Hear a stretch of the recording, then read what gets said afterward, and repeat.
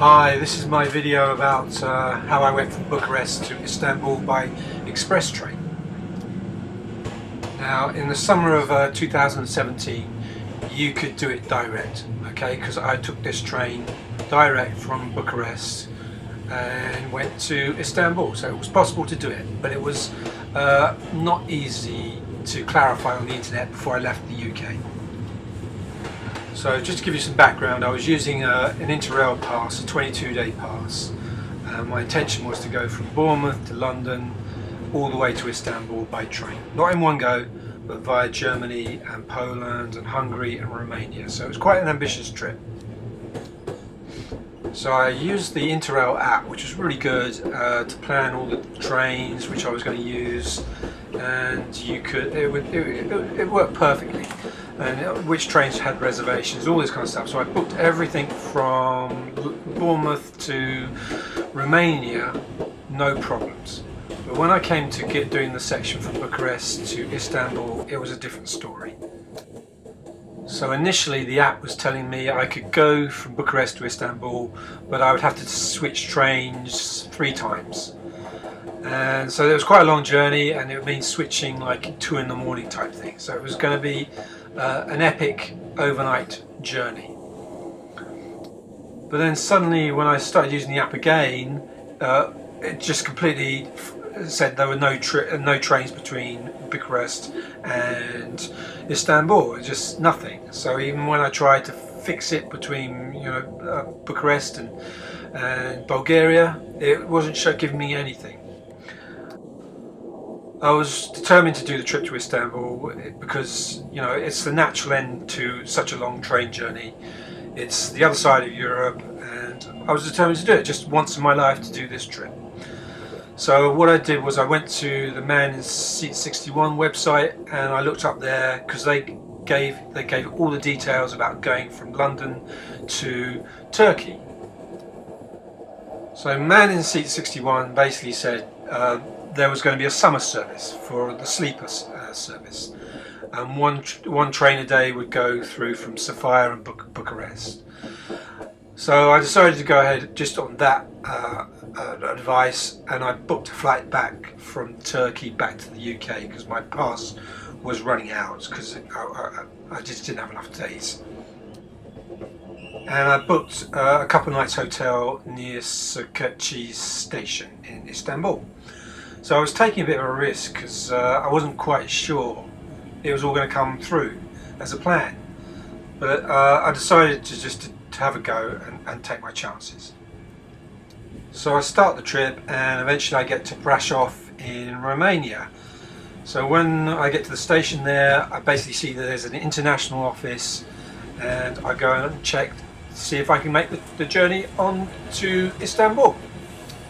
So 5 minutes later, basically I booked a couchette on the train from Bucharest direct to Istanbul.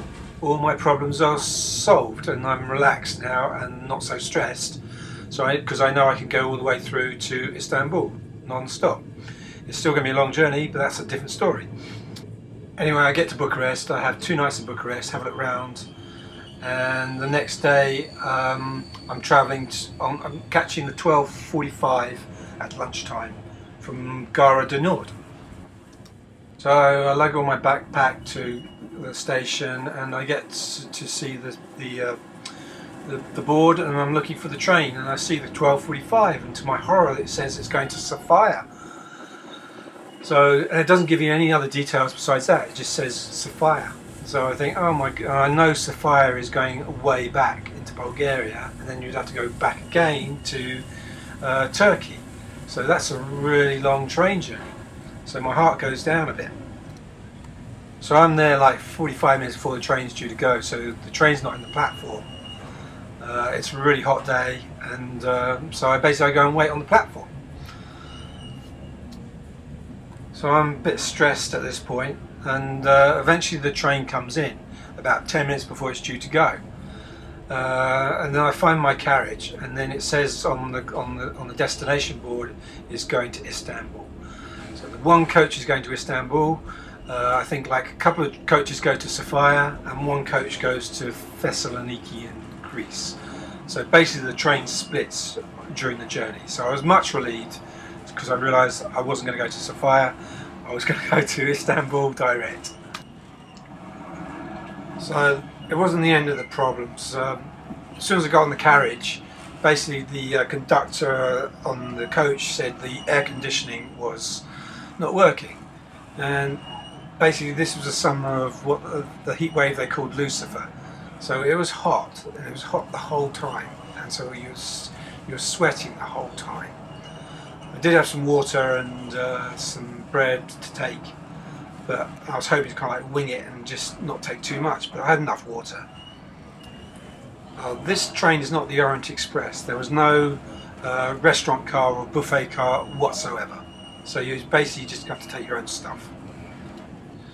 The good news was I got the compartment completely to myself, so I could do what I pleased basically, and they gave us the linen and everything, so I could put stuff out and I could just sleep for a bit and take it easy. So it wasn't totally like there was 6 people in the compartment and we were all sweating away. I was lucky. There was just 4 people in the whole carriage.